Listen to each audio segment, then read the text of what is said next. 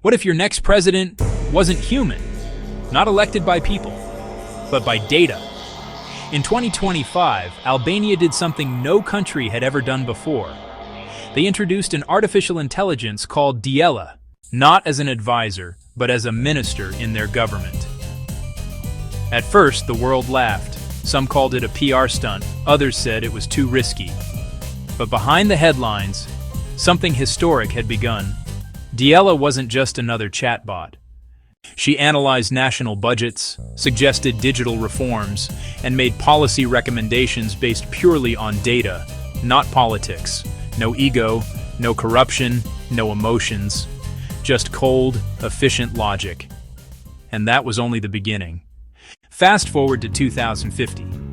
AI isn't a tool anymore. It's a political force. Across the world, governments are integrating AI systems into decision-making. In some countries, AI ministers oversee the economy, climate policy, and even foreign relations. Why? Because AI doesn't need sleep. It doesn't lie. And it can process more information in a single second. But here's where it gets complicated. Who controls the AI? Because every algorithm is built by someone. And behind every AI, there's still human influence. So what happens when governments begin trusting AIs more than people? When leaders say, the algorithm decided, and that becomes law? Some nations love it. AI-led politics means no scandals, no favoritism, and no wasted time. Others fear it, because it could mean the end of democracy as we know it.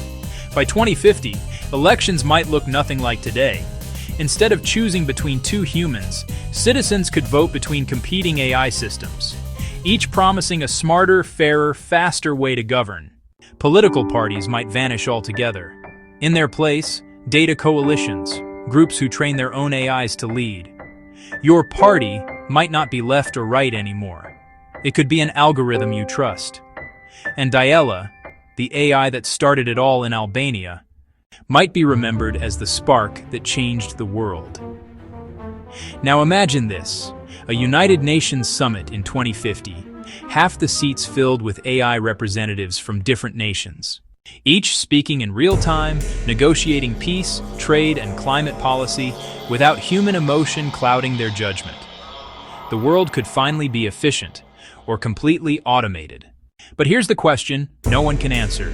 If AI makes the decisions and things go wrong, who takes responsibility?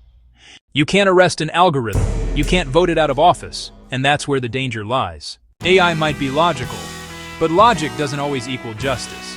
So as we move toward 2050, we'll have to ask ourselves, do we want perfect efficiency or imperfect humanity? Because the next global revolution won't come from people in power.